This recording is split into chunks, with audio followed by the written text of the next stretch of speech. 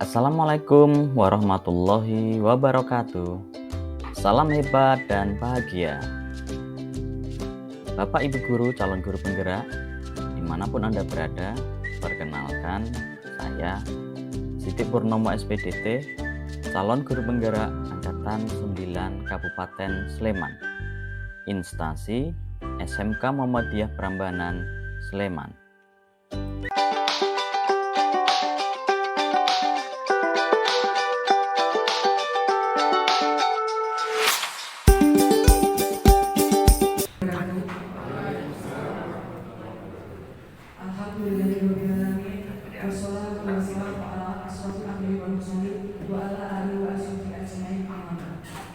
Yang terhormat Bapak Sigit Permajandoro selaku Bapak Kepala Sekolah SMK Muhammadiyah Prambanan, yang kami hormati pula Bapak dan Ibu Guru tamu undangan diseminasi budaya positif tentang CGP Angkatan 9 SMK Muhammadiyah Prambanan.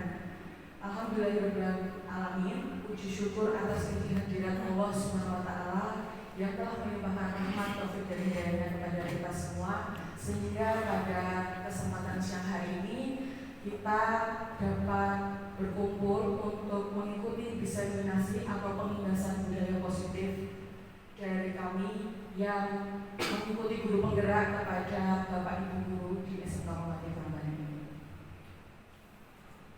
Sholawat serta salam tak lupa kita haturkan kepada junjungan kita Nabi Agung Muhammad Sallallahu Alaihi Wasallam. Semoga kita nanti mendapatkan syafaatnya di yaumul akhir. Amin.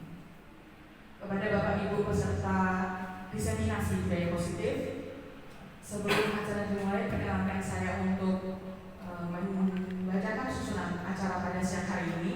Yang pertama nanti ada pembukaan, kemudian nanti yang kedua ada sambutan dari Bapak Kepala Sekolah, dan yang ketiga nanti akan ada pemaparan materi budaya positif dari masing-masing ZGP dari SMK Muhammadiyah Prambanan. Untuk memasuki acara yang pertama adalah pembukaan. Mari kita buka acara yang pertama ini dengan bacaan basmalah dan kalimat syahadat.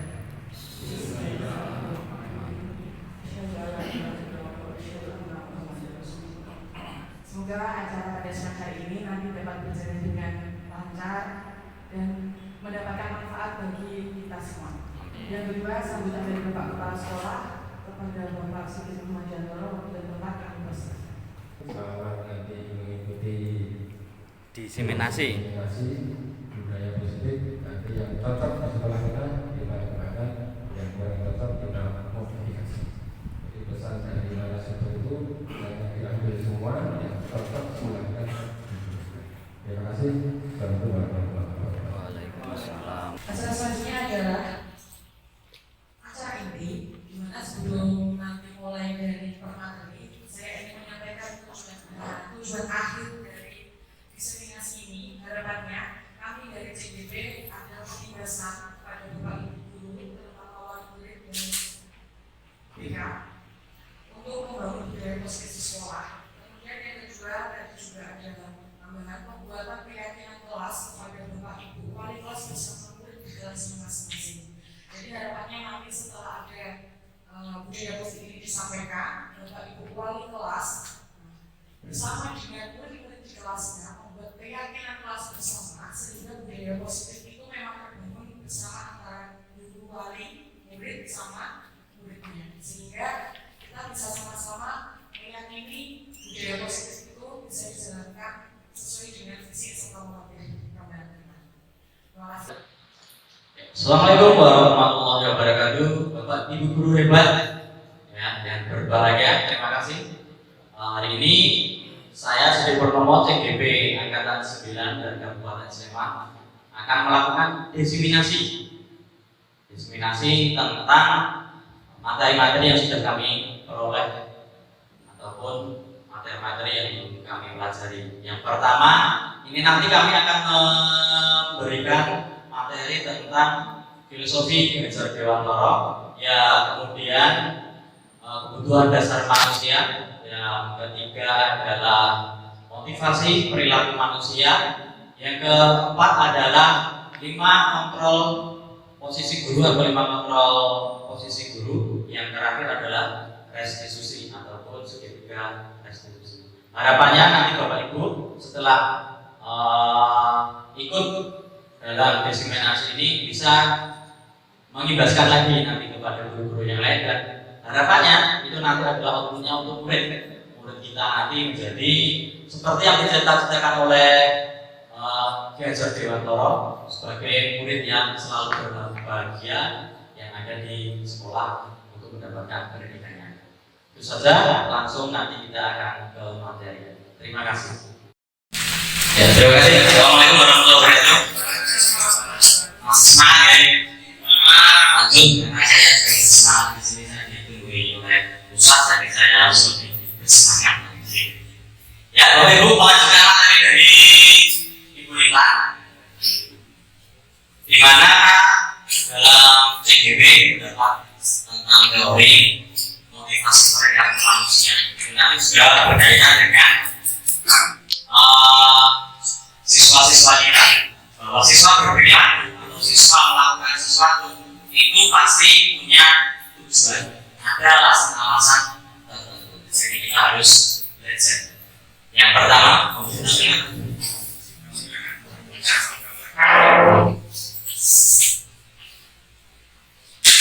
ya paling pakai tapi saya jawab. Ya saya ngerti.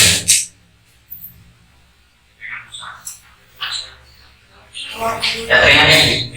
Sebentar, mohon maaf. Ada gangguan.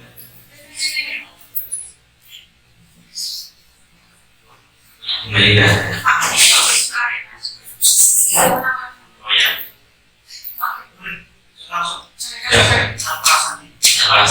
Alhamdulillah. Terus berapa poinnya?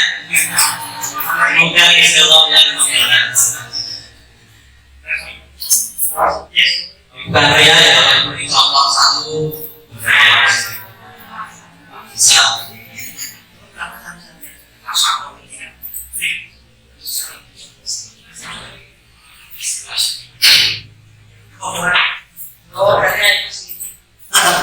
Saya tarik. Punya saya dulu.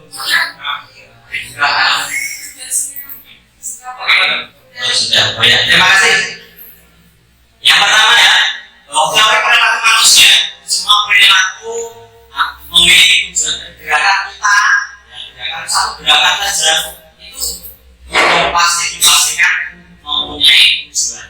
Ya, satu gerakan. Entah kita sadar atau tidak, bahwa gerakan itu mempunyai tujuan.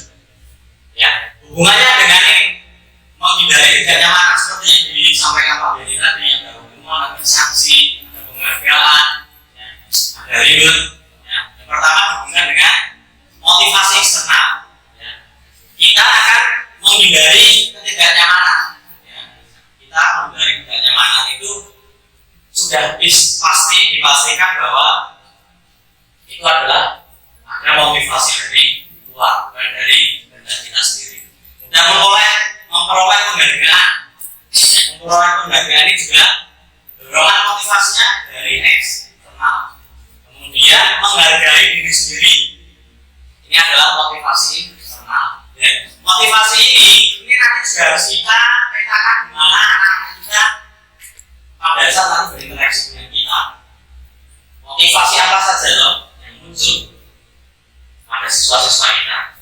Next Pak. Nah, pertanyaannya,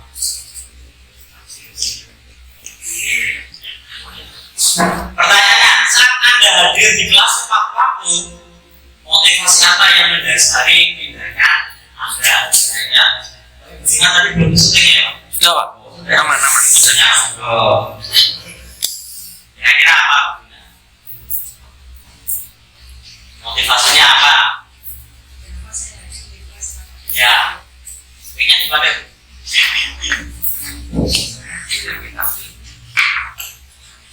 Ya, apa ya?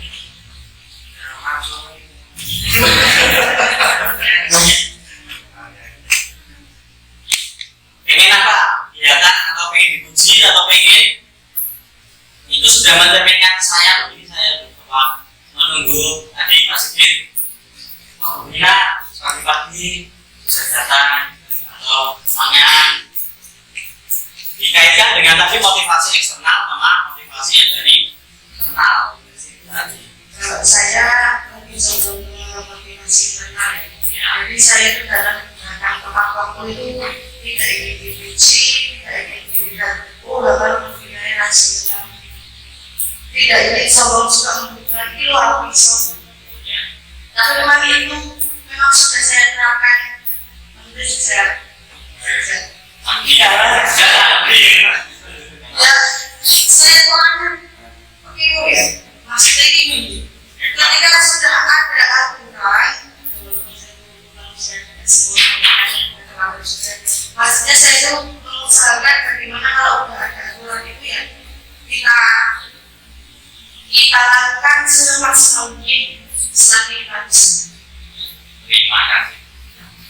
Intinya Bu Vina tadi pakai Bu, jadi kalau nanti kalau mau kita Bu Vina saya nanti dikasih kata pakai Bu. Ya. Jadi pertanyaan yang kedua, bila di sekolah tidak ada peraturan penghabisan data tepat waktu dan tidak ada surat teguran yang juga terlambat, apakah sebagai daerah menegur, serta tidak ada atasan yang memuji Anda, apakah Anda akan tetap tepat waktu di kelas? Berbalik berikut.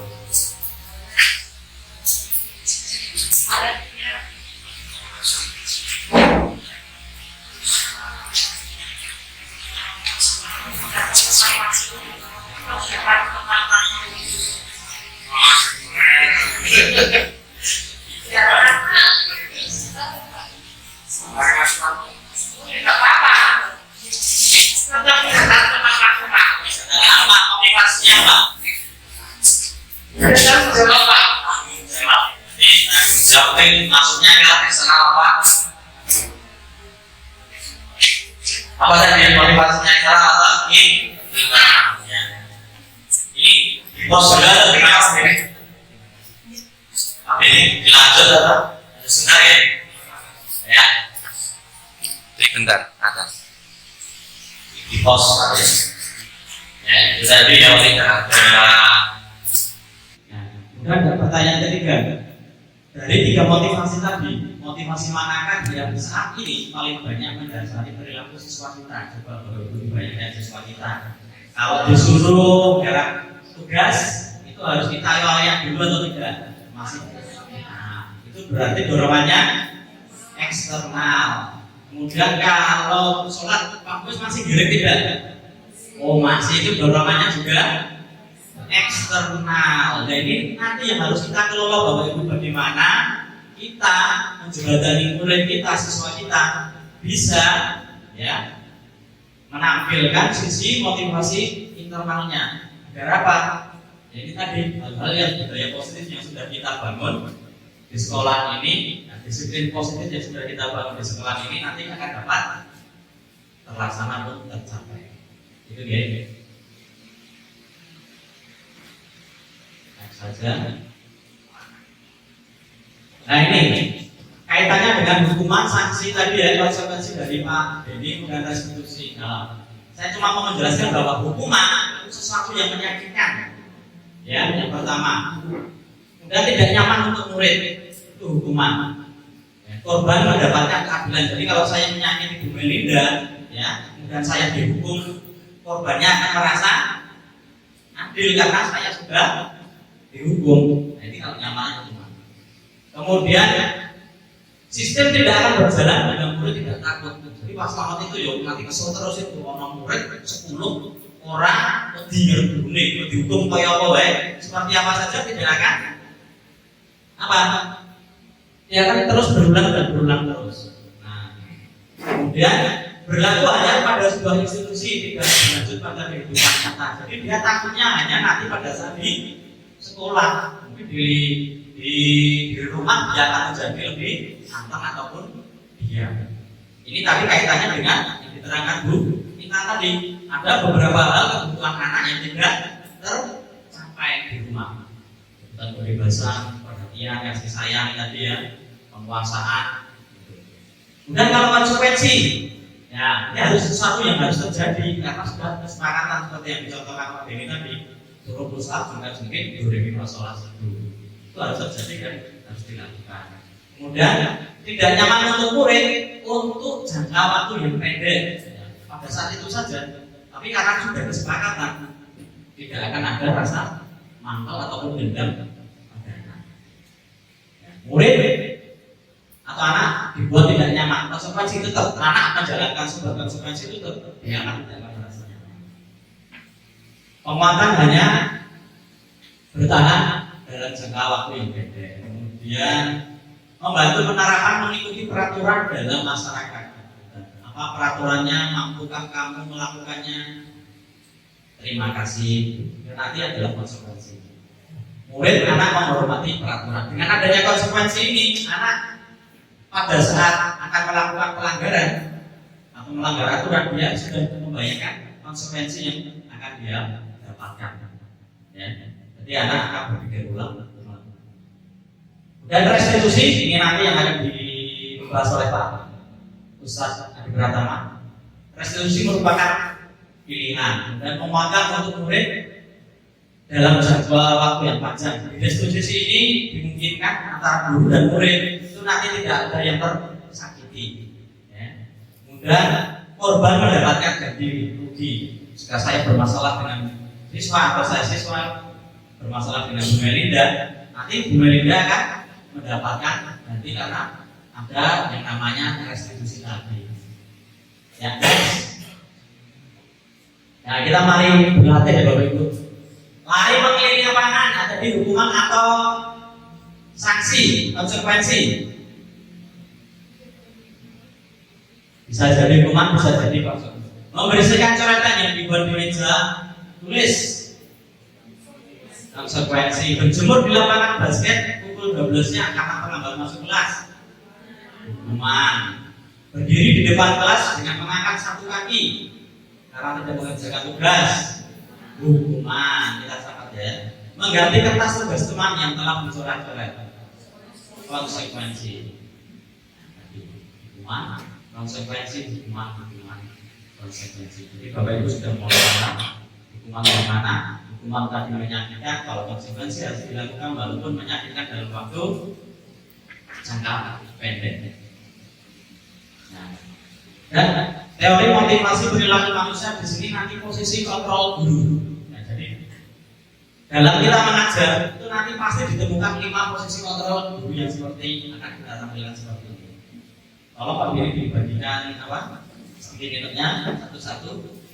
Ya, Bapak Ibu belum tahu apa namanya penghukum, apa definisinya membuat merasa bersalah, apa yang dimaksud dengan posisi teman, apa yang dimaksud dengan posisi pemantau dan sebagai manajer. Nah, saya pengen jawaban yang jujur dulu dari Bapak Ibu. Nah, dalam waktu yang sudah ini yang sudah lalu ini, Bapak Ibu mengajar, ya, memposisikan diri itu pada yang mana? Boleh jawabannya lebih dari satu. Penghukum, membuat merasa bersalah, teman, pemantau atau manajer. Anak manajer. Jawabannya boleh lebih dari satu. Teguran ataupun tindakan ujian, ya, dari pemerintah kelas ataupun ke sekolah tetap meyakini harus bertanggung jawab karena itu sudah menjadi tanggung jawab. Itu juga merupakan dorongan motivasinya internal dan eksternal. Ya, beritanya juga Bapak Ibu dalam mengajar, ya, yang sudah melakukan ya. Kira-kira Bapak Ibu itu sebagai guru posisinya itu sebagai apa? Penghukum? Pernah tidak berangkat jujur ya Bapak Ibu? Penghukum pernah tidak? Membuat merasa bersalah Bapak Ibu pernah tidak? Posisi sebagai teman Bapak Ibu pernah melakukan tidak? Keempat, kelima pernah tidak sebagai pemantau ataupun manajer? Nah, menurut lebih dari satu ya tidak apa-apa. Bapak Ibu berani jujur. Dengan kelima ya Bapak Ibu. 5, 4, 3, 2, 1. Gimana? Ya nanti Pak, ada nanti. Pak Slamet sukanya ke susu. Gak boleh Pak. Pelan-pelan. Saya tergesa-gesa. Ya ditempelkan Bapak Ibu di papan yang sudah dinamai juga, Bapak. Dinamai nama panggilan saja. Sayang, gitu ya. Nama samaran boleh, tapi nanti juga disamarin. Nama panggilan ini. Monggo Bapak Ibu. Langsung ditempelkan di sebelahnya kosong ini. Sana kanan ya, yes. Nama saja nama panggilan. Nama saya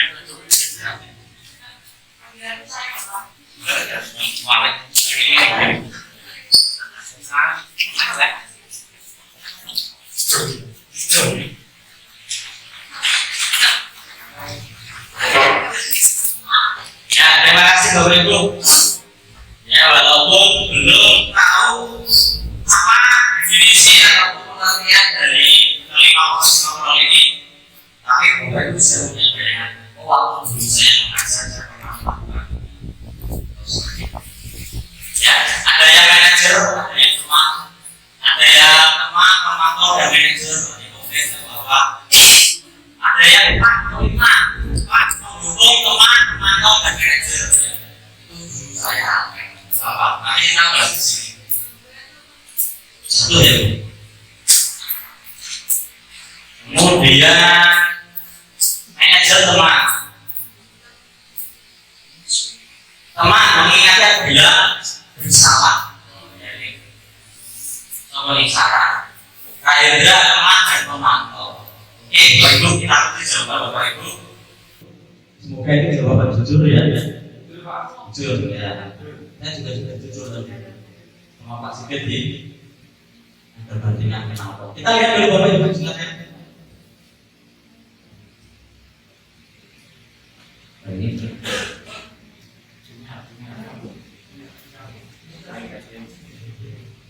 Ya coba lihat, benar Pak.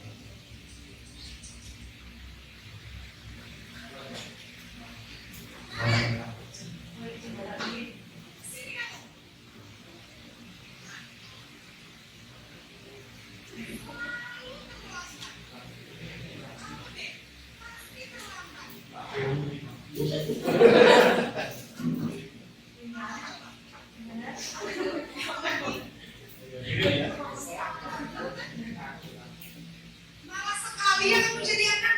Saya Dasar pemalas. nanya belum jawab bisa. Kapok sih kamu. Sudah berapa kali terlambat? Sana, kamu quit. Maaf, yang gue dikatakan mata Bapak Ibu. Tapi saya sangat bisa. Kayak sombong tadi malam sudah minta ukur satu saya tadi. Oh, Basket, oke. 2 kali. Kenapa saya harus ke lapangan basket, Bu? Kenapa? Kamu lawan ibu. Makanya jawab, Beraninya jawab. ditambahi lagi. Sudah terlambat, masih berani jawab pula. Sekarang, keliling lapangan basket 5 kali sekalian. Alhamdulillah kita tidak punya lapangan basket tapi lapangan bola. Geser ke lapangan basket. Nah, ini tadi dari posisi guru sebagai hukum, Bapak Ibu. Bapak Ibu pernah melakukan ini tidak jujur? Pernah. Sering tidak? Sering. Ya, posisi pendukung menghargai menunjuk-nunjuk, ya, taruhan nenteng. Udah membentak. Hukumannya verbal dan fisik.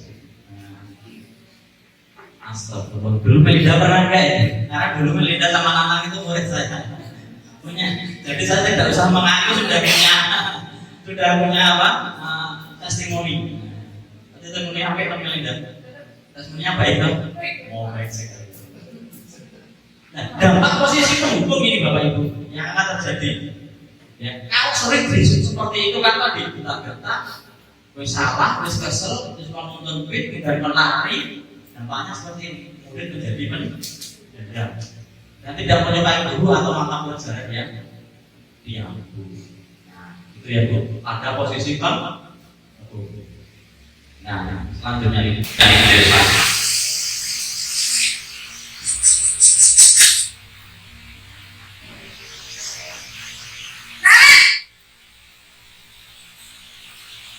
Namanya keren.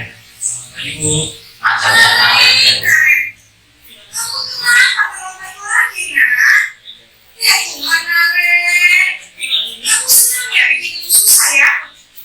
Kalau kamu terlambat lagi, nanti ibu yang ditegur bapak kepala sekolah, nak. Disangka ibu tidak bisa membina kamu. Ini sih digunggal dengan pas kepala sekolah. Awalnya ini. Gusti Aren.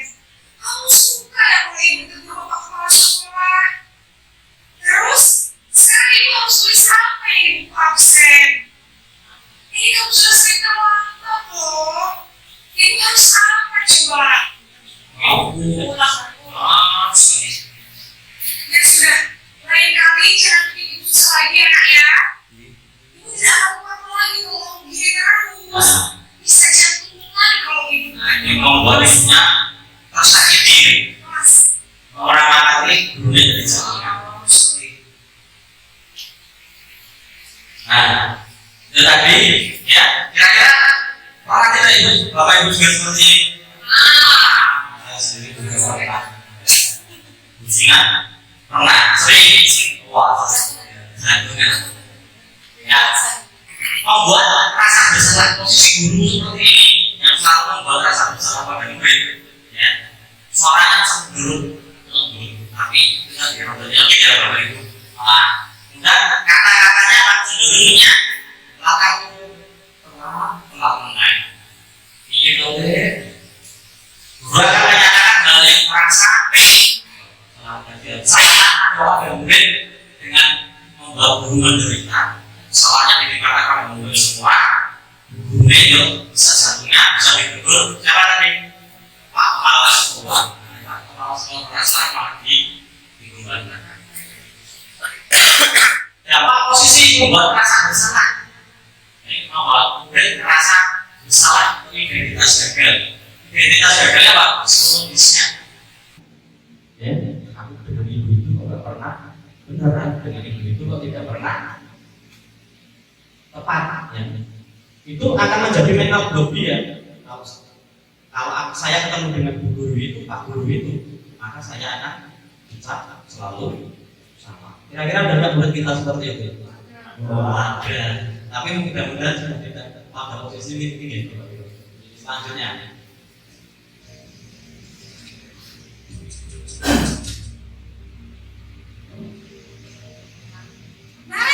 Naren lagi.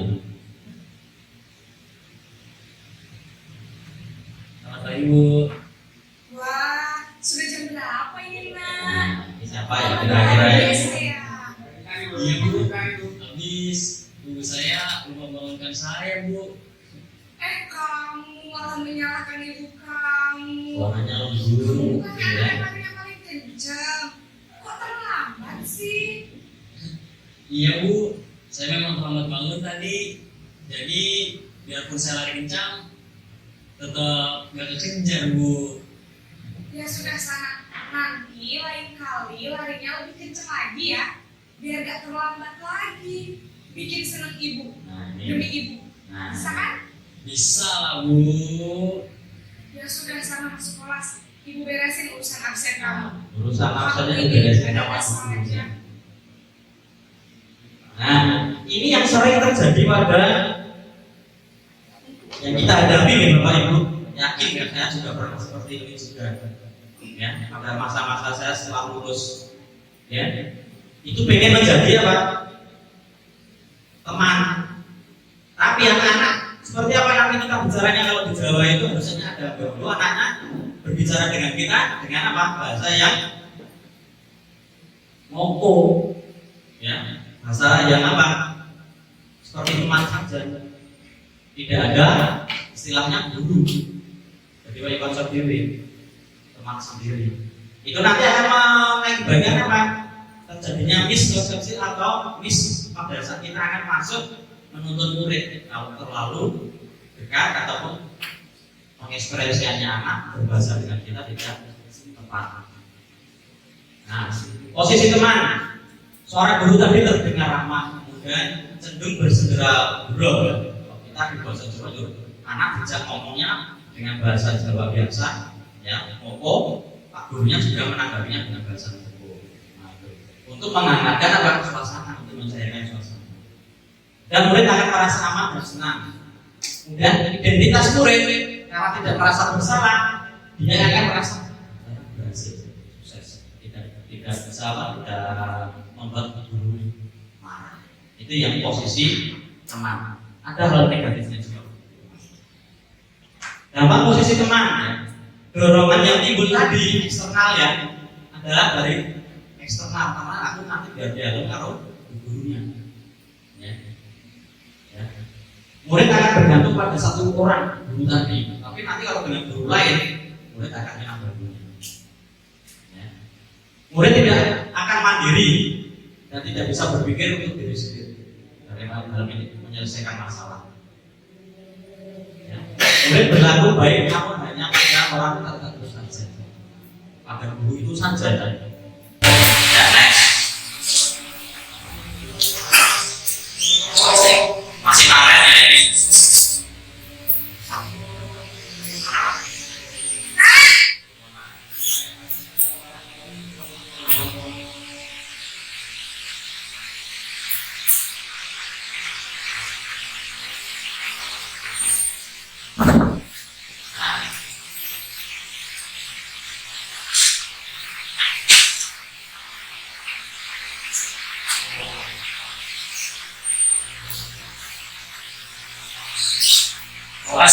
Pas jam istirahat selama 20 menit.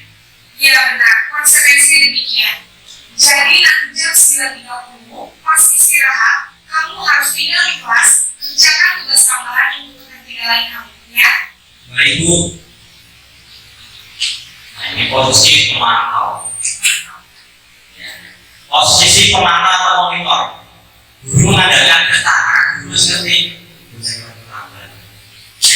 Dan untuk menghibur dan memantau murid supaya tadi murid terus bisa masuk guru. Kemudian guru mengarahkan murid berdasarkan peraturan dan konsekuensi. Gurunya masih berpatokan dengan peraturan dan konsekuensinya. Dan suara guru datang pada emosi dan bersedia guru dan tercipta identitas berhasil atau sukses untuk muridnya. Jadi posisi pemantau atau guru ini senantiasa memantau semangat. Video terakhir.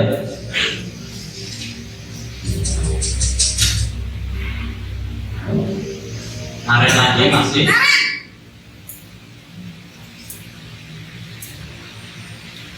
Selamat pagi Bu. Selamat pagi Naren.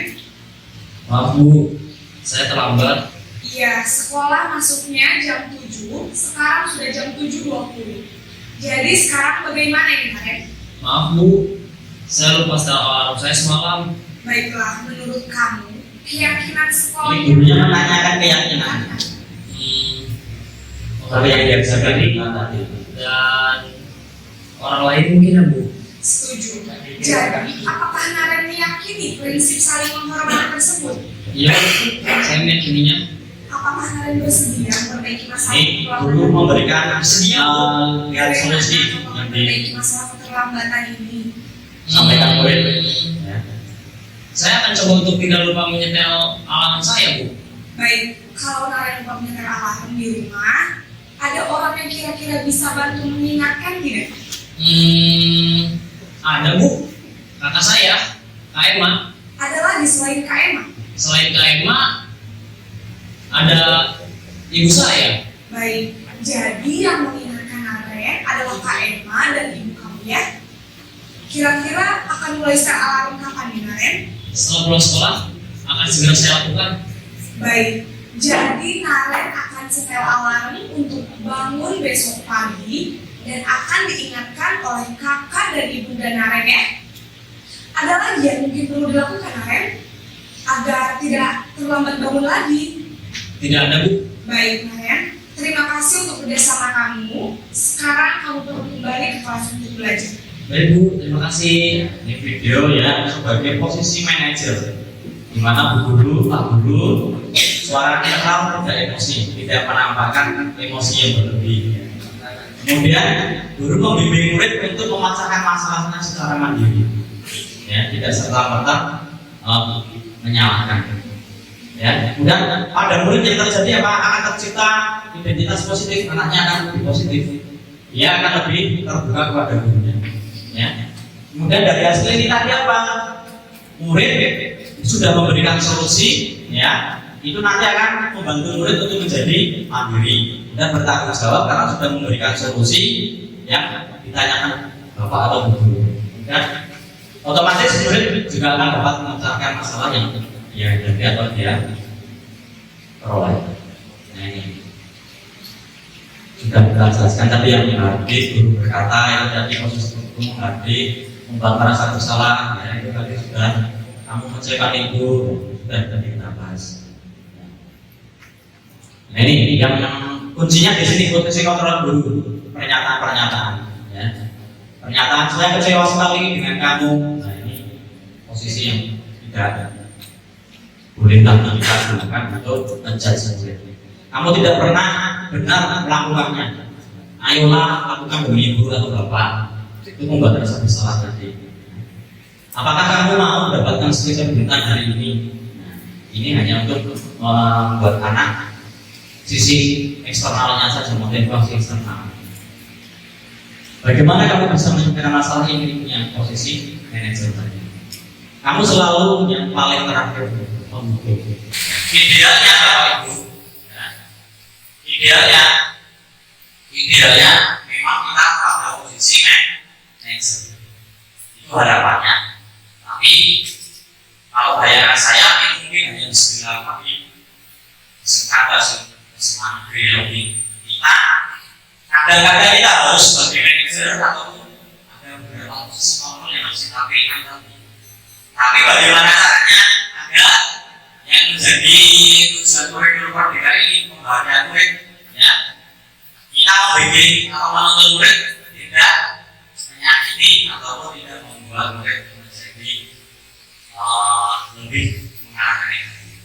Ya, itu lagi Bapak Ibu yang bisa sampaikan tentang 5 kontrol posisi manajer. Harapannya nanti bisa kita praktekkan pada saat pembelajaran kita ataupun pada saat menemui murid yang bermasalah ataupun murid yang membutuhkan bimbingan. Untuk selanjutnya restitusi nanti akan dibawakan ke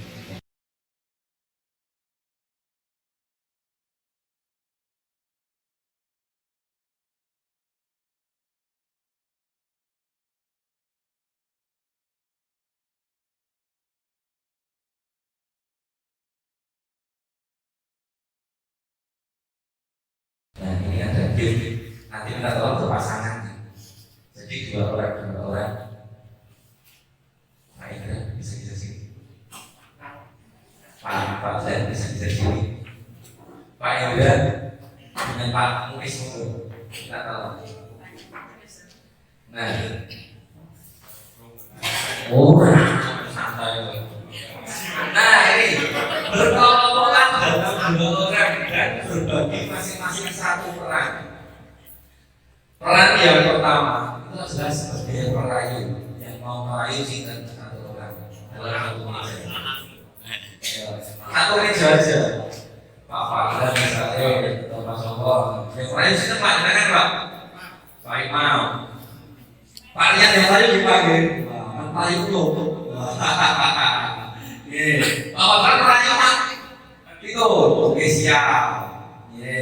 Dan 1 orang sebagai pemegang teguh keyakinan. Yang pemegang teguh keyakinan silakan tangannya dibuka. Yang bukan perayu, tangannya sebagai. Nah, yang bukan perayu, tangannya sebagai. Nah, ini ibarat kata adalah keyakinan kita atau hal yang perlu benar-benar kita lihat ini.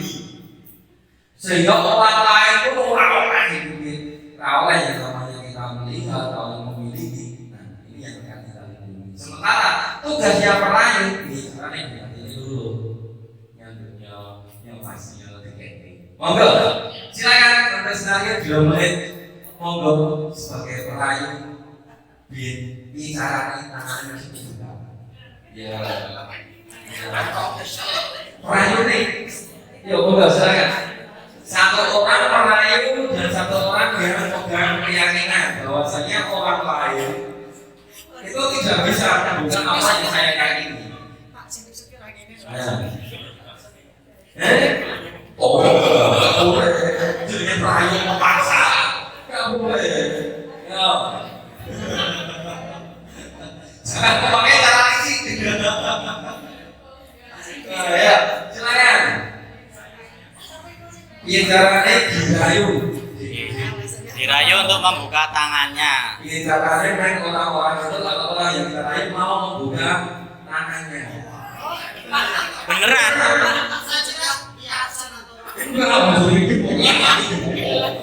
Lu minta pusat. Oh, ada biasa. Ya. Satu orang sebagai perayu dan satu orang sebagai pemegang kekuasaan yang mengendalikan tangan kita. Yang perayu. Aku perayu. Itu namanya apa itu? Orang itu dengan pembukaan. Kita juga sama perayuan. Nah,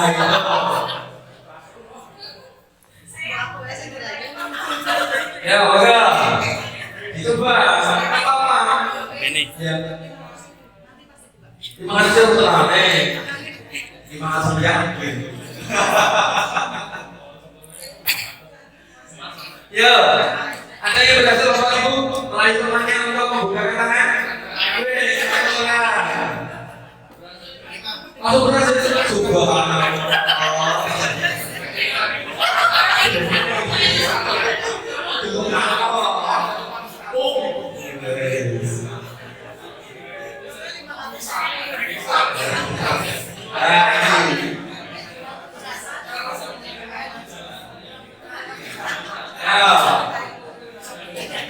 Segala apa yang menjadi tujuan kita itu harus kita hilangkan. Bicara itu tujuan kita tercapai. Tanpa kebuka. Ini.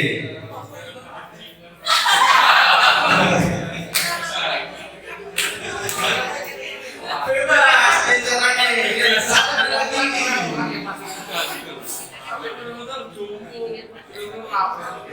Ya. Yes. Ayo udah boleh. Ini orang tua situ. Uang 100.000. Bisa kalau bagi. Sekali. Wah, sudah tahu. 50.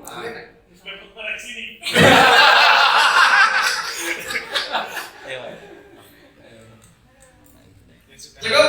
Biar cepat selesai.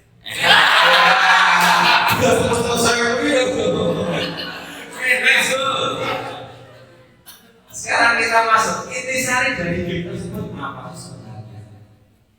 Segala bentuk keputusan itu yang bukan kita. Jadi bocah, angel, tidak itu yang bukan kuasa kita apa bocahnya? Bocah atau kita? Bocah ini angel, si bukan kuasa bocah atau kita?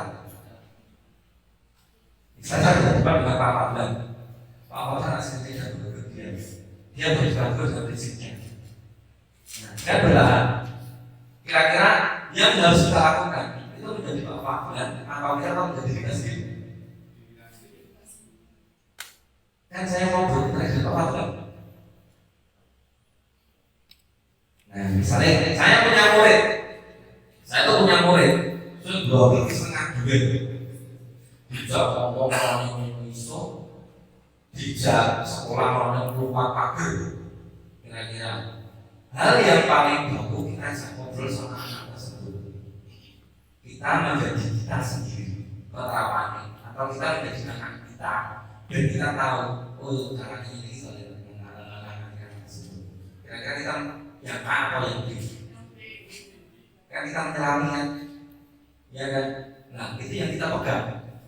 Kalau kita mau tahu mulai kita seperti apa, ya paling nggak kita mendalami perasaan juga. Itu nih.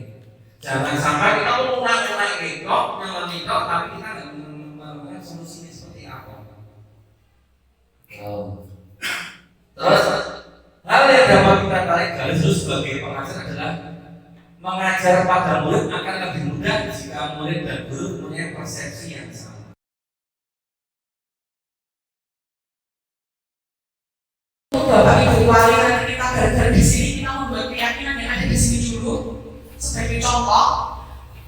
Yang pertama nanti keyakinan kelas nanti akan bersifat abstrak daripada aturan yang lebih rinci dan konkret. Kalau tadi ada aturan dan keyakinan kan kalau kita kembalikan ke anak, kira-kira anak itu lebih mau menjalankan karena keyakinannya atau karena hanya sekedar ikut peraturannya.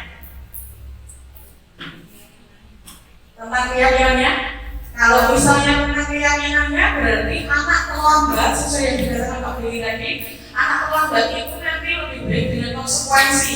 Berarti itu sudah akan ada keyakinan di dalamnya. Oh ternyata kalau misalnya saya terlambat, nanti ada kemungkinan saya mendapatkan konsekuensinya. Berarti kan itu sudah menjadi sebuah keyakinan kepada anak itu, bukan untuk karena menghindari peraturan, karena adanya hukuman. Yang kedua, keyakinan kelas berupa pernyataan-pernyataan universal. Tadi ya, kebersihan itu yang ada profil pasar Pancasilanya dan dimensi-dimensinya.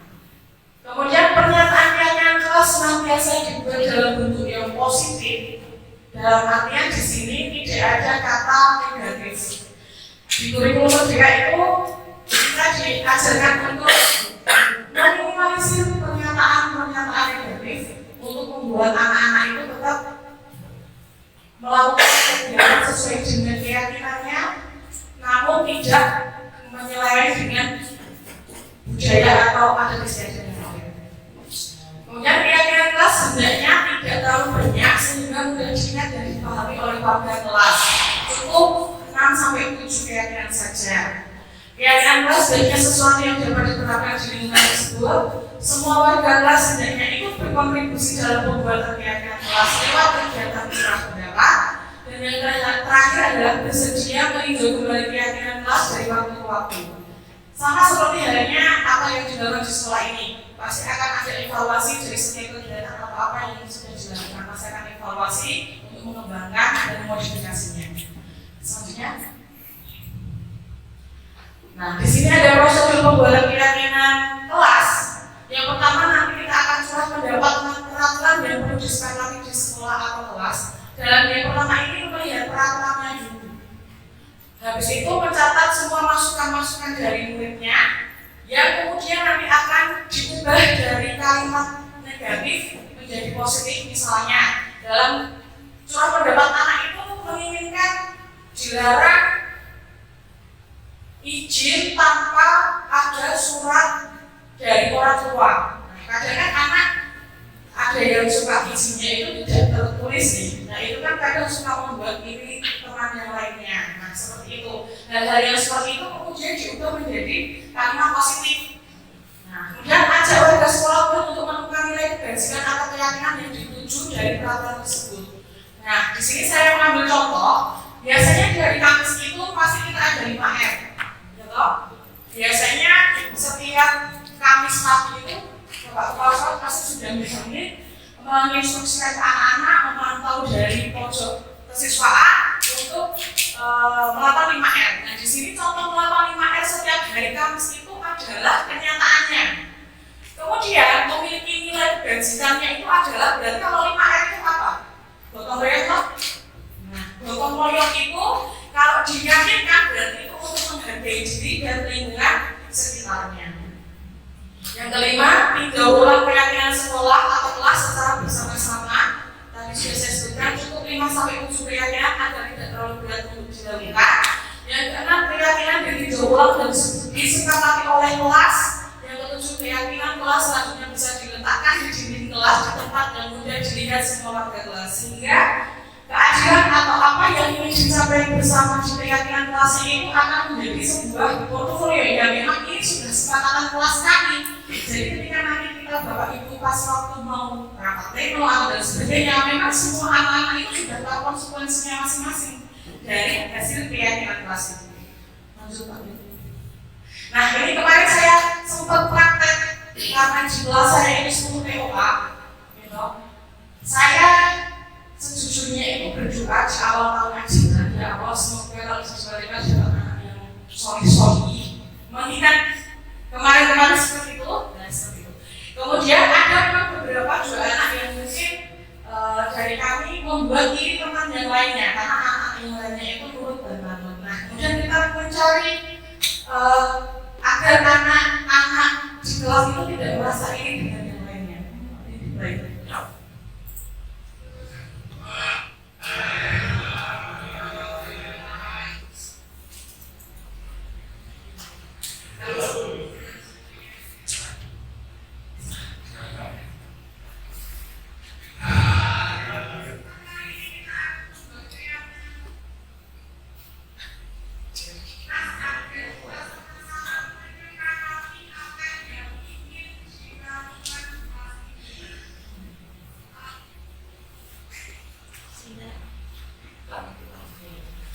Di sini saya nanti Bapak Ibu juga kesini kan jalankannya terutama dari Bapak BMM saya sendiri kami. Nah itu adalah outputnya adalah Bapak Ibu wali kelas itu wajib membuat keyakinan kelas karena di dalam rapor pendidikan itu salah satunya juga nanti budaya positif dan sebagainya itu menjadi penilaian SMK Muhammadiyah Prambanan kita. Nah pada saat inilah kami berharap diseminasi ini menjembatani Bapak Ibu untuk melakukan keyakinan kelas tersebut. Sehingga bisa harapannya kalau masuk kelas itu setiap kelas memiliki keyakinan masing-masing yang sesuai dengan visi SMK Muhammadiyah Prambanan. Seperti itu. Kemudian kita langsung praktek awal. Kita langsung praktek awal. Nanti satu Bapak Ibu guru akan saya kasih notes, sticky notes masing-masing satu. Silakan buat peraturan atau apa yang selama ini terpendam dan sebenarnya ingin diungkapkan melalui sekolah atau mungkin kita nanti buatnya seperti ini aja, nggak usah benar-benar. Harapannya apa dan bagaimana? Cukup satu awal banyak-banyak. Boleh mau kamar yang sedang. Boleh banget Mas. Jadi masalah tadi ya, kalau bisa itu kalimatnya ya positif.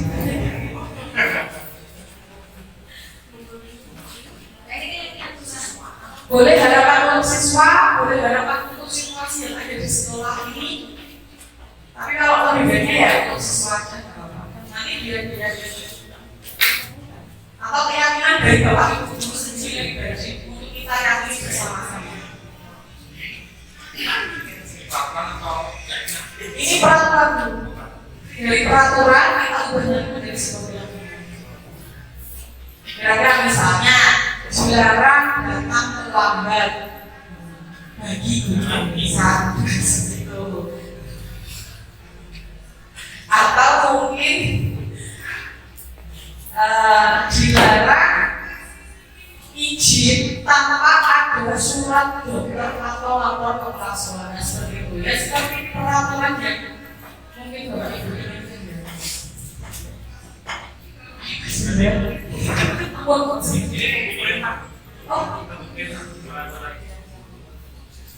untuk siswa Ya, sudah tempel mana Bu? silakan yang sudah ditempelkan di depan.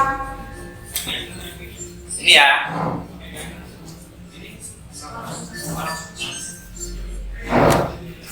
Kita langsung aja dari peraturan nanti kita langsung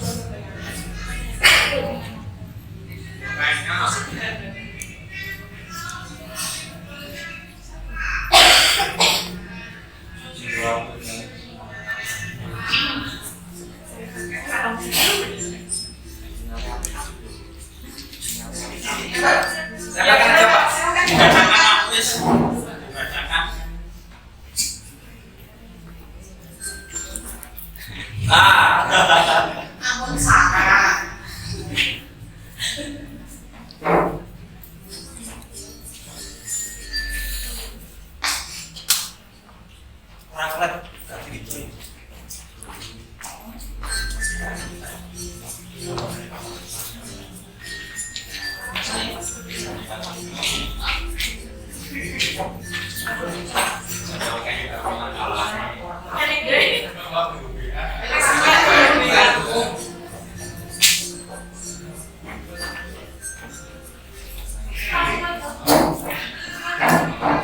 ada Bu. Ada Bu Vina. Tadi masuk frame. Nggak usah. Ayo Kak, dadah.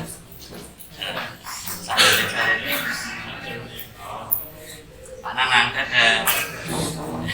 Semua bahasa Indonesia.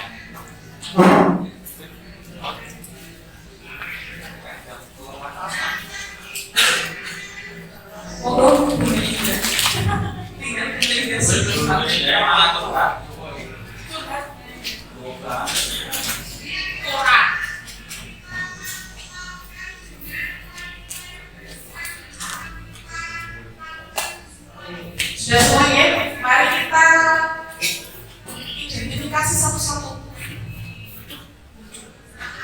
Dilarang berbicara ketika narasumber berbicara. Berangkat tepat waktu. Dilarang membuat kotor kelas atau selalu menjaga kerapian kelas. Dilarang main HP saat pelajaran. Ini berarti akan saya kelompokkan sesuai dengan nilai kebajikan yang akan kita sepakati nantinya. Kita samakan dulu pengelompokannya sesuai dengan apa keinginannya. Potong kuku tangan dan kaki tidak boleh.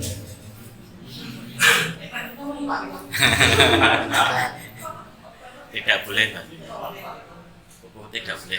Potongan kuku tangan dan kaki tidak boleh panjang. Kemudian datang tepat waktu di jam praktek. Saya bergegas ke masjid jika azan sudah berkumandang. Saat KBM dilarang bermain handphone. Guru berharap siswa dapat berinteraksi dengan baik dengan orang lain atau warga sekolah.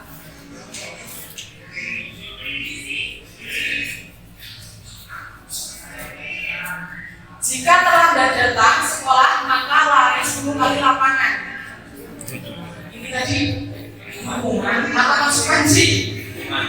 Materi sebelumnya sudah dibahas ya.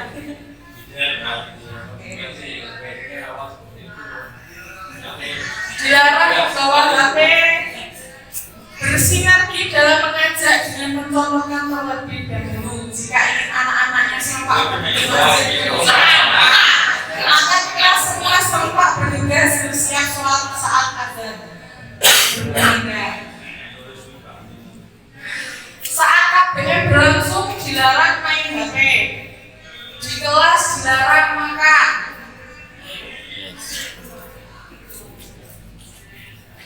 Datang ke sekolah tidak terlambat.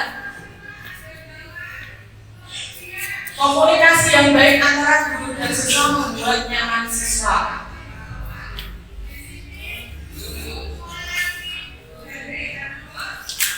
Siswa dilarang tiduran di area bengkel, selalu mengindahkan budaya 5M.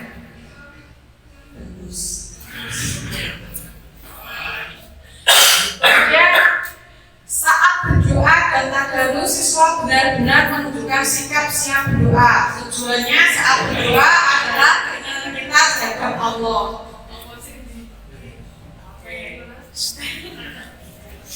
Dilarang berbicara kotor atau musuh. Nah, di sini kan masih ada beberapa kata dilarang, dan dilarang. Gitu.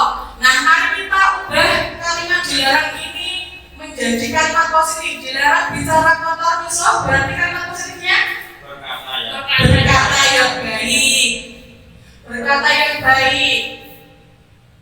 Kemudian tadi ada yang Tidak boleh membawa HP. tidak dilarang main HP saat pelajaran. Berarti kalimat positifnya HP disimpan. Disimpan. HP disimpan di mana Pak Ibu? Bisa dibawa sekalian. Berarti HP dinonaktifkan ketika pembelajaran, kecuali HP ditinggal di rumah. HP ditinggal di rumah, boleh. Kemudian ada yang dilarang membuat kotor kelas kalau menjaga kerapian dan kerapian kelas, berarti menjaga kebersihan kelas. Nah, itu tadi kita sudah mengubah dari kata kalau kalimatnya dari menjadi yang positif. Sekarang keyakinan apa? Nilai-nilai basic apa yang kita akan tuangkan dalam sebuah keyakinan ini? Tadi kita ada 3 ya, datang tepat waktu, sama dengan yang azan berarti juga datang tepat waktu. Kemudian bermain HP tadi, HP ditinggal di rumah. Kemudian ada juga yang menjaga lingkungan sekolah. Nah, itu kan sudah menjadi sebuah keyakinan kita. Nah, nilai kebajikannya berarti tadi apa? Yang akan kita lihat dari nilai-nilai kebajikannya. Kalau menjaga lingkungan sekolah berarti saling menghargai baik diri ataupun lingkungan. Kemudian kalau dilarang misuh, tadi bicaranya harusnya baik, berkata sopan, berarti masuk ke menghargai diri dan lingkungan. Kemudian ada juga yang datang tepat waktu, berarti maksudnya nilai-nilainya apa? Sesuai dengan nilai kebajikannya. Kedisiplinan, disiplin, berarti disiplin dari produk-produk Pancasila masuk ke yang berubah di mana? Menjaga lingkungan, tadi disiplin masuk ke kalau kelima gotong royong. Terus yang apa Pak yang berarti? Apa kuliah? Sebenarnya masa. Dari kelima poin dasar Pancasila tadi.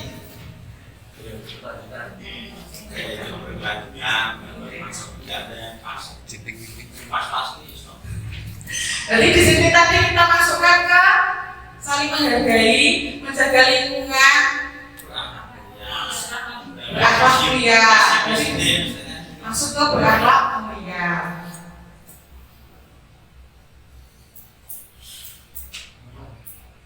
Menghargai berakhlak mulia. Sudah memang dari yang dikumpulkan itu ada nilai kebajikannya seperti ini. Tapi keyakinan kelasnya itu kan diambil dari nilai kebajikannya. Berarti tadi. Nah, ini yang dinamakan keyakinannya. Berkata baik, menjaga kebersihan lingkungan, kemudian menggunakan HP sesuai peruntukannya. Itu ada keyakinannya. Nilai kebajikannya adalah yang di bawahnya. Itu sama ini. Nilai kebajikan yang harus kita yakini. Nah, itu. Paham ya Bapak Ibu?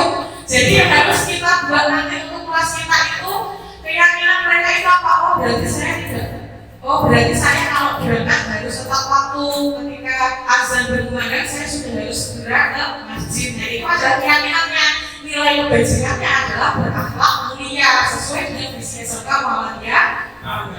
Nah, seperti itu yang dimaksud dengan keyakinan kelasnya. Sudah paham ya Bapak Ibu? Nanti kalau misalnya diimplementasikan ke kelas masing-masing, sanggup? Sanggup. Next, lanjut.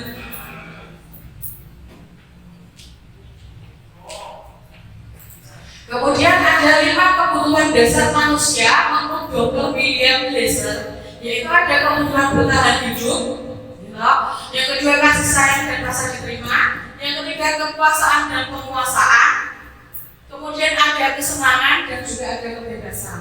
Mungkin sebenarnya semuanya yang ada di sini itu sudah pernah melakukan ini semua, cuma kita tidak bisa dan kita tidak pernah mengidentifikasi apakah ini kesenangan atau kebebasan, apakah ini sebuah kasih sayang dan rasa diterima. Nah, di sini saya menceritakan kebutuhan bertahan hidup itu berarti bersifat fisiologis, yaitu tentang makanan, pakaian, istirahat, tempat berlindung, keamanan dan kesehatan.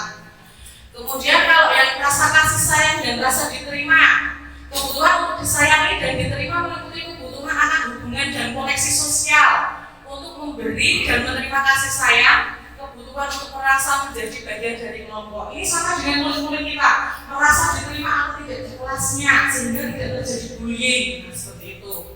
Yang ketiga, kekuasaan dan penguasaan, kebutuhan pengakuan atas kemampuannya Hubungannya dengan kekuatan untuk mencapai sesuatu, menjadi kompeten, menjadi terampil, diakui atas prestasi dan keterampilan kita, didengarkan dan memiliki rasa harga diri. Nah, terkadang kita ketika sudah berusaha maksimal, kemudian itu masih selalu dicela, nah itu akan menjadi sesuatu hal yang membuat kita sakit hati. Nah, itu adalah sakit hati atas diyakinian atau tidak didapatkannya kekuasaan dan penguasaan. Tidak ada support, rasa seperti itu. Lanjut Pak. Kemudian ada kebebasan, yaitu kebutuhan akan pilihan, kebutuhan untuk mandiri, otonom, memiliki pilihan, mengembangkan daya lengkunya, dan mampu mengendalikan arahnya sendiri. Untuk kali ini berkaitan dengan kebebasan untuk memilih dan membuat pilihan, kebutuhan bergerak, mencoba-coba, mengeksplorasi hal baru dan menarik. Nah, di kebebasan ini murid itu dibebaskan, seperti misalnya nanti kita ada pembelajaran berdiferensiasi. Karena kurikulum merdeka itu pasti jadi dengan pembelajaran berdiferensiasi, kembali ke minat anak. Materinya sama, tapi minat anaknya ini bagaimana? Apakah hasil outputnya nanti itu mau sesuai produknya itu sesuai dengan keinginan mereka? Mereka minatnya misalnya gambar. Hasil outputnya misalnya kayak Bu Endang IPAS, nanti apakah hasil outputnya itu akan sesuai dengan keinginan atau minat anaknya menggambar, misalnya mau lukul itu digambar, membuat poster, atau mungkin dia akan praktek karena dia memang punya keinginan untuk praktek, untuk melihat langsung apakah itu dan sebagainya. Nah, itu disesuaikan dengan kebebasan anak memilih bagaimana dia bisa mencapai pembelajaran yang dia inginkan. Tugas guru adalah sebagai fasilitator. Kemudian yang kelima adalah kesenangan, kebutuhan untuk merasa senang. Di sini mencari kesenangan bermain dan tertawa, membayangkan hidup tanpa kenikmatan apapun betapa menyedihkannya. Gitu. Kerja, boleh, gitu, Mas Rendra. Nah, seperti itu. Itu kan ada rasa kesenangan yang harus didapatkan oleh seseorang untuk mencapai apa yang dia tujuan hidupkan di tujuan hidupnya. Seperti itu. Kemudian kita masuk ke dunia berkualitas.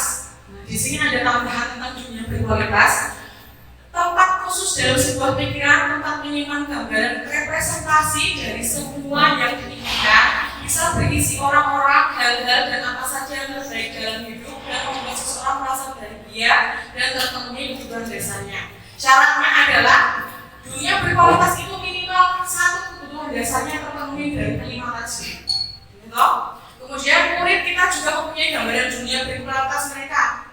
Yaitu bagaimana guru juga pasti menginginkan ada nilai kebajikan dan bermakna dalam kehidupan mereka. Bila guru dapat membangun interaksi yang memberdayakan dan memerdekakan murid, maka murid akan meletakkan dirinya sendiri sebagai individu yang positif dalam dunia berkualitas karena mereka menghargai nilai-nilai kebajikannya. Itu tujuan akhir dari tadi kenapa kita akan membuat keyakinan kelas, sehingga anak-anak itu memang sudah meyakini dulu apa yang mereka inginkan untuk mendapatkan output pembelajaran dan sesuai dengan apa yang ibu mau, dan juga anak yang inginkan seperti itu. Lanjut Pak Ben. Nah, ini sesi terakhir adalah kuis. Kita tidak bisa satu-satu tapi bareng-bareng aja. Tahun ini Dimas genap berusia 17 tahun. Ia senang sekali ketika ayahnya mulai mengajarkan cara menyetir mobil.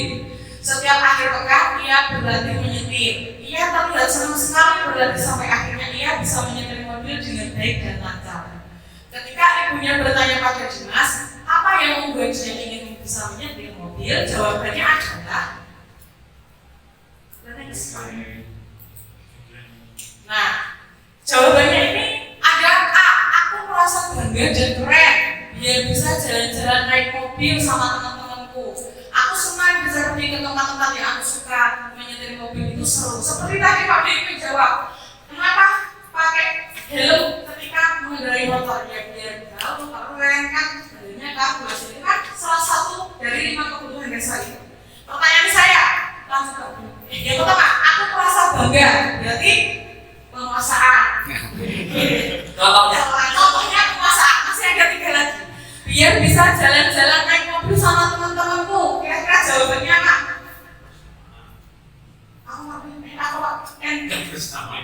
Kebersamaan. Apakah tadi 5 kebutuhan dasar ada kebersamaan?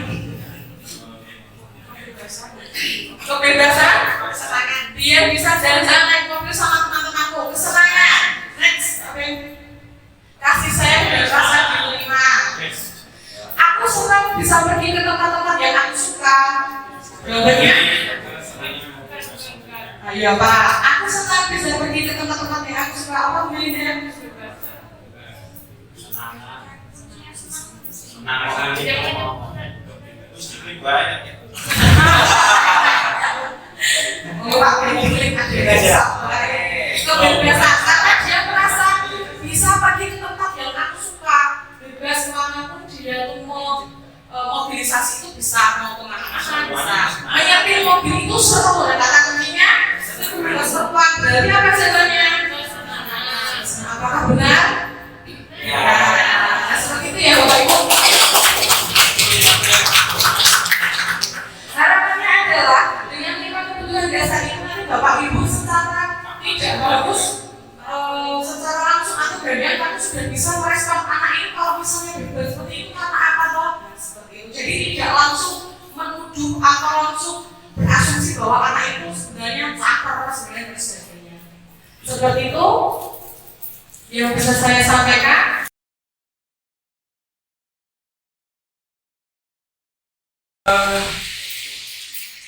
Saya jatahnya adalah di restitusi.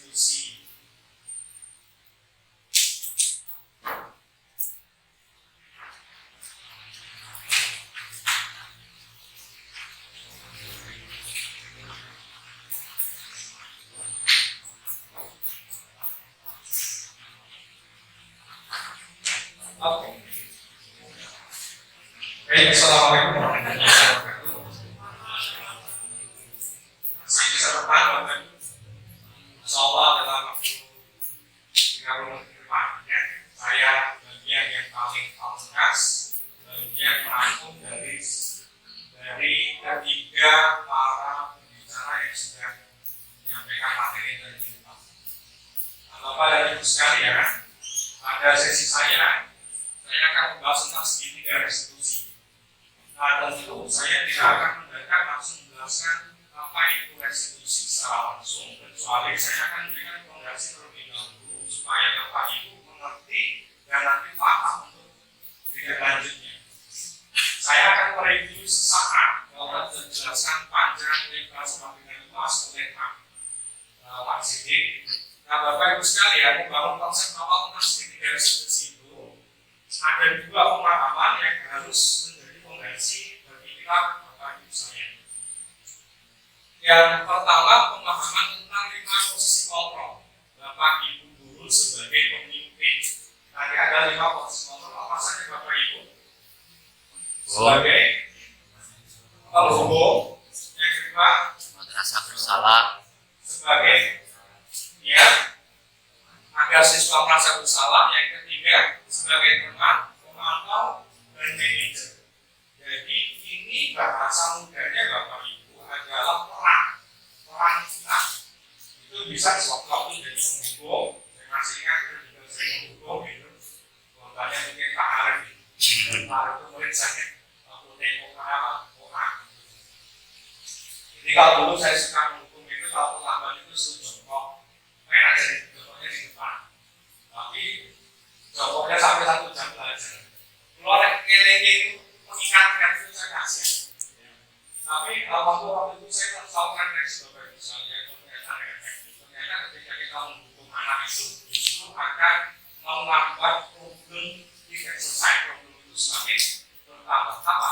Yang muncul adalah pembangkangan, dan itu saya rasakan bukan cuma satu saja, tetapi ada beberapa orang yang kemudian itu mengembangkan bahkan mata pelajaran saya. Oke, tadi kalau ada soalnya suruh kasih menit. Nah, baik. Nah, tahukah Bapak Ibu sekalian apa yang disampaikan tadi oleh Pak Siti? Tahukah Bapak Ibu jika ternyata posisi manajer itu adalah perpaduan antara dua peran sekaligus, yaitu pertama itu teman, yang kedua memantau.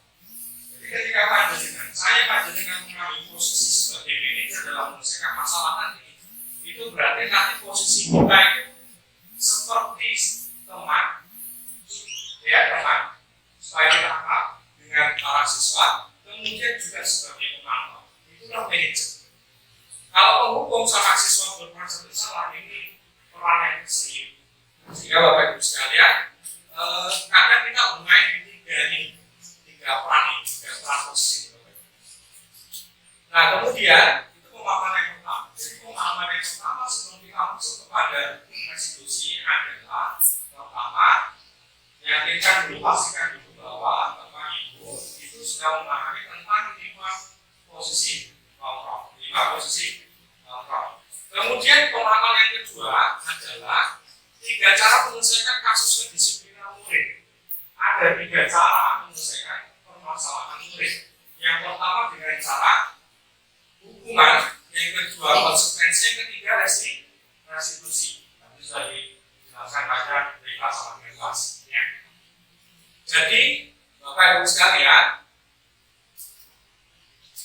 hukuman tadi sudah dijelaskan pembicara sebelumnya adalah tindakan yang spontanitas, yang nanti cuma gurunya, muridnya nggak ngerti apa yang akan dia terima, ya seterusnya itu hukuman.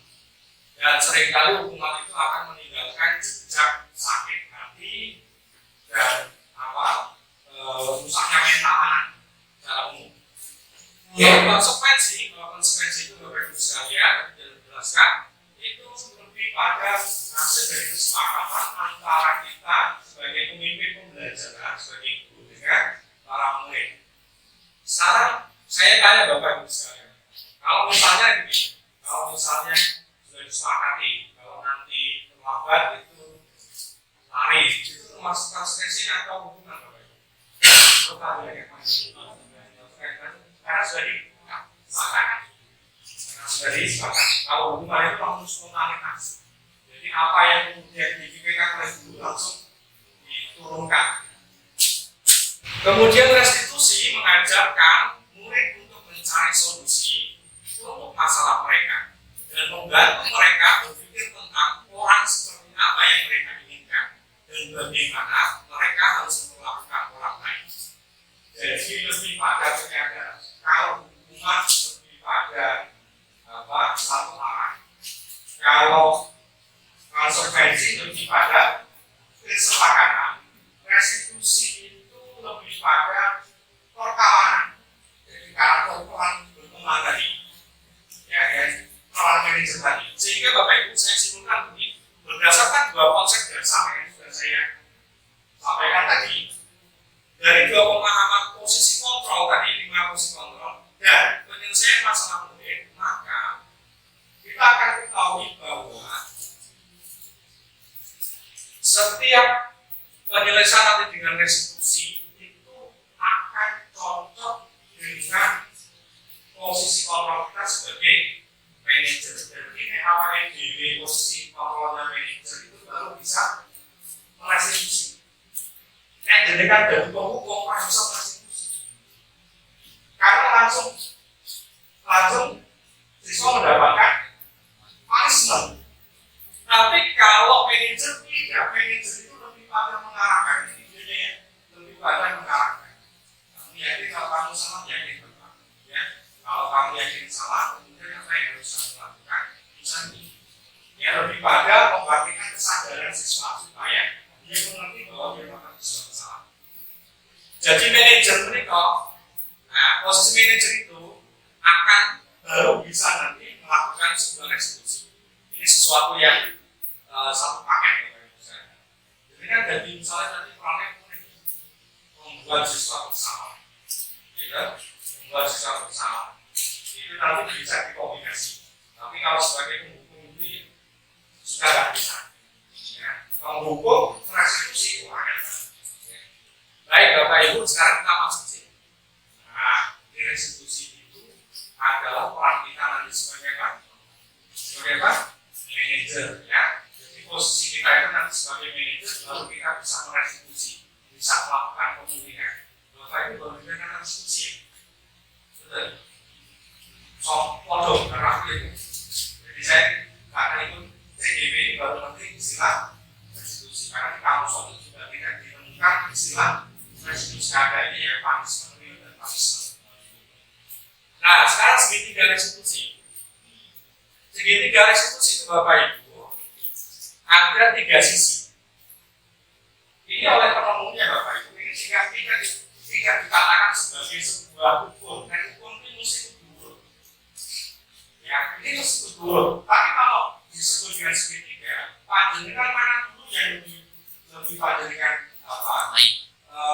bisa, kan setiap ngomong itu nggak bisa dikontrol ya.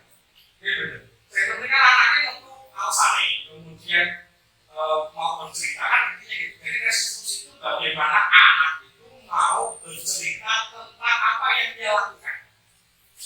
Baik, jadi ada 3 sisi: menstabilkan identitas, menanyakan keyakinan, validasi tindakan yang salah. Kalau Bapak Ibu nanti saya ngomong kalau apa yang nanti bisa sampai pada praktek ya, kalau konsumsi diri nanti ada yang praktek dulu dan satu lagi peran sebagai muridnya. Nanti kasusnya kita angkat bersama-sama tapi seragam kasus. Jadi menstabilkan identitas, kata-kata yang sering keluar dari para guru gitu, yang sedang mengkonseling. Setiap orang pasti pernah melakukan kesalahan ini, guru setahun, gitu. Ini kan supaya anak itu tidak konsisten terhadap kita. Tapi kalau misalnya konsisten, ya, baik, ini kan guru. Kira-kira anak mau jujur ya? Mau jujur ya? Malas. Dia akan resisten. Kalau resisten ya, dia akan bertahan. Ya, dia tidak akan mau mengungkapkan apa yang sudah terjadi. Sehingga menstabilkan identitas kalimatnya, setiap orang pasti pernah melakukan kesalahan. Kamu bukan satu-satunya yang pernah melakukan, supaya anak itu aman, nyaman. Kalau cerita pada kita itu, sehingga dia mau mengungkapkan peristiwanya. Kemudian validasi tindakan yang salah. Kamu tentu punya alasan kenapa kamu melakukan. Ditanyakan dulu langsung untuk poin. Adakah cara yang lebih efektif untuk mendapatkan apa yang kamu butuhkan? Oke. Ini menunjukkan bahwa kalimat-kalimat ini yang sudah saya belajar tadi adalah kalimat-kalimat sebuah dialog diskusi di mana guru ini berperan sebagai kawan, sebagai teman, supaya ini murid menjadi nyaman. Oh, ternyata guruku nggak jalan, ternyata guruku mau mendengarkan cerita itu, gitu ya. Nah kemudian ini baru kemudian anak-anak ditanyakan keyakinan kelas apa yang sudah kita sepakati atau keyakinan kelas apa yang sudah kamu melanggar, gitu ya. Nah, baik Bapak Ibu, saya lanjutkan di contoh. Dan Artisnya baru, Pak.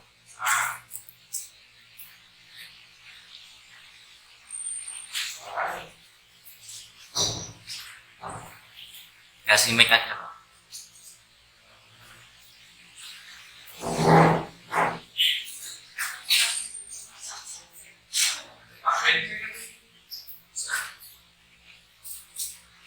Kasih mic aja, Pak. Mulai.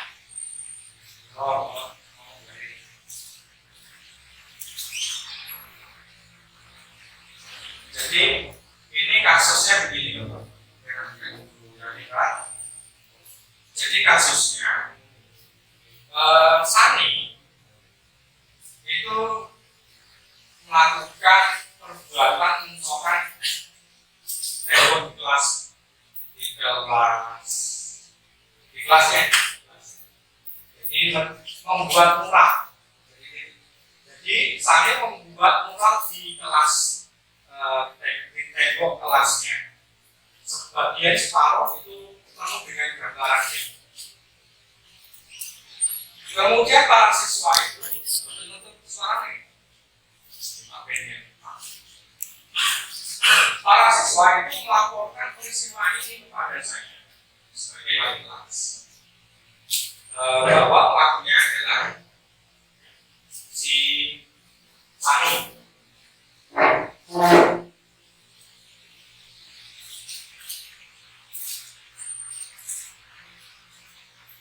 Kemudian si Sani, saya tanya dulu pakai kalimat berguna. Sani, kamu tahu nggak kenapa dipanggil ke ruangan ini? Tidak tahu Pak. Jadi dia tidak tahu, betul nggak tahu. Jadi begini Sani, kemarin itu atau tadi itu teman-teman itu laporan sama Pak Andi bahwa kami itu yang gambari rekonsiliasi itu ya, benar atau enggak Sani? Kemudian Sani mengungkapkan benar Pak, kira tempat untuk saya melakukan.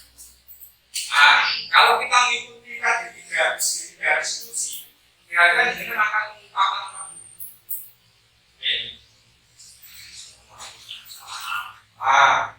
Mungkin pertanyaan ini, menurut kamu kalau nyorek fasilitas umum itu salah atau benar? Gitu ya. Jawab gimana? Salah. Kalau salah, keyakinan apa yang sudah kamu langgar tadi? Separuh kelahiran, separuh keyakinan, separuh tembok kelas kemudian. Kita diulangi. Kalian lagi yang kamu lakukan, kalian juga salah benar. Sekarang sebenarnya ini kemudian apa upaya kamu untuk supaya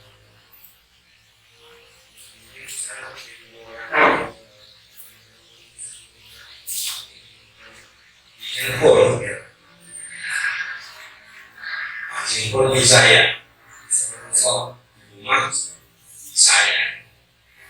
Baik, sekarang ini itu kan tembok yang di kelas itu kan sudah terus bagian terus mau dari fasilitas umum. Nah, terus gimana nih konsekuensinya dan sebagainya. Setelah mungkin kamu komunikasikan dengan orang tuamu ya, karena ini mungkin persoalan kamu sudah ini komunikasikan dengan orang tua, beli capnya sendiri, kemudian kamu capnya perbaiki, mudah, silakan. Kira-kira kapan mulai memulihkan temponya? Mulai besok. Begitu nanti sepulang dari sekolah kami komunikasikan dengan pagi senang kamu mau berkata jujur, mau mengakui pagi bangga dan pagi doakan agar kamu menjadi siswa yang sukses dunia dan akhirat. Coba kamu kembali lagi di kelas, sepulang sekolah kamu laporan komunikasi. Silakan kembali di kelas. Paling besar. Ya, baik. Suaranya. Nah, baik, Bapak Ibu sekalian. Jadi, syarat itu disebut sebagai institusi. Harus ada kalimat-kalimat yang membuat anak itu percaya kepada kita sehingga mau kemudian bercerita dan mau mengakui bahwa dirinya salah. Kalimat-kalimatnya tadi, ya, jadi kalimat-kalimatnya yang sudah saya sampaikan tadi.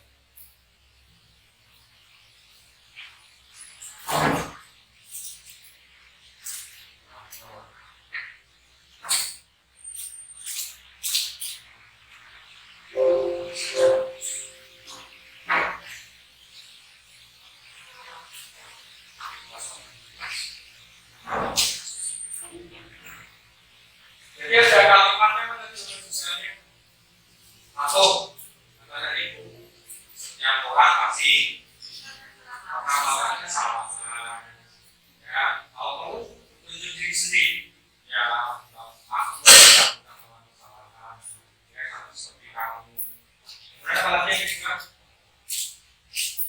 yang kedua apa ya kesempatan sempurna terus apalagi yang sisi berikutnya ya, terus apa lagi? Tadi misalnya ucapan kalimat misalnya gini, keyakinan apa yang sudah kamu ada, keyakinan kelas atau keyakinan sekolah, ya keyakinan kelas atau keyakinan sekolah yang sudah kamu ada. Tuh, ada kalimat-kalimat itu, karena di sini kita diskusi harus menyebutkan kalimat-kalimat tadi secara boleh dibulat dan boleh dibalik. Jadi Bapak Ibu sekalian. Tapi harus terungkap semuanya sehingga para siswa itu tidak merasa tertekan ketika ditanya dan kemudian mau bercerita secara nah saya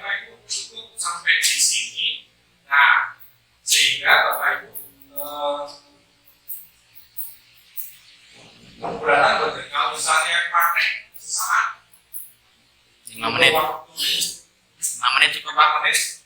Ya, siap ya. Nah, baik Bapak Ibu sekalian, saya ini kalimatnya habis.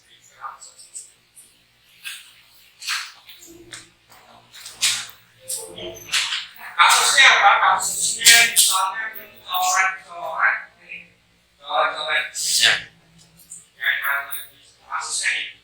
Silakan Bapak Ibu latihan konseling menyelesaikan permasalahan siswa dan nanti akan kami ambil misalnya begitu ya. Baik, monggo berpasangan boleh ambil posisi masing-masing. Silakan Bapak Ibu. Pak Adi, ditegaskan yang pertama Pak terlibat, yang kedua Pak Adi. Harusnya apa ini?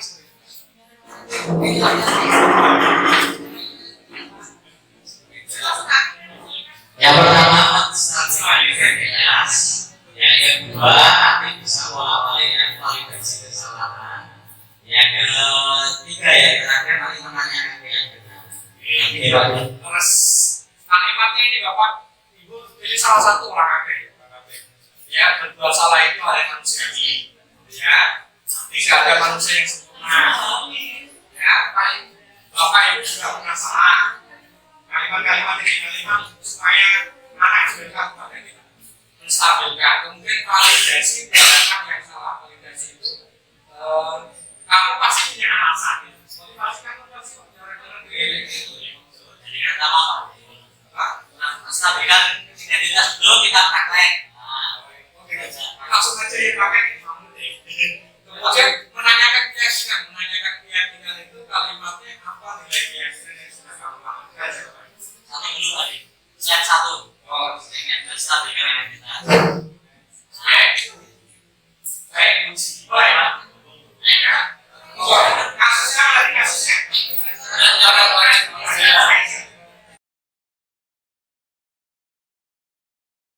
Untuk berat ya, semua salah, sedih, pernah salah, ya. Mas Lama juga sering melakukan kesalahan yang manusiawi. Ya. Ya, harapannya nanti kesalahan-kesalahan ini diulangi. Nah, kira-kira dengan mencoret-coret meja tadi, keyakinan kelas atau aturan sekolah mana yang Mas Lama belajar? Harusnya apa? Fasilitas sekolah atau komunikasi.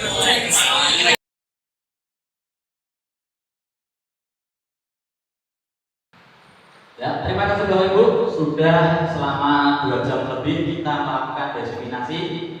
Ya, harapannya lelah hari ini bisa terbayarkan nanti untuk murid-murid kita. Murid-murid kita menjadi lebih bahagia lagi dalam mengikuti pembelajaran yang Bapak Ibu akan laksanakan. Itu saja yang bisa kami berikan. Wassalamualaikum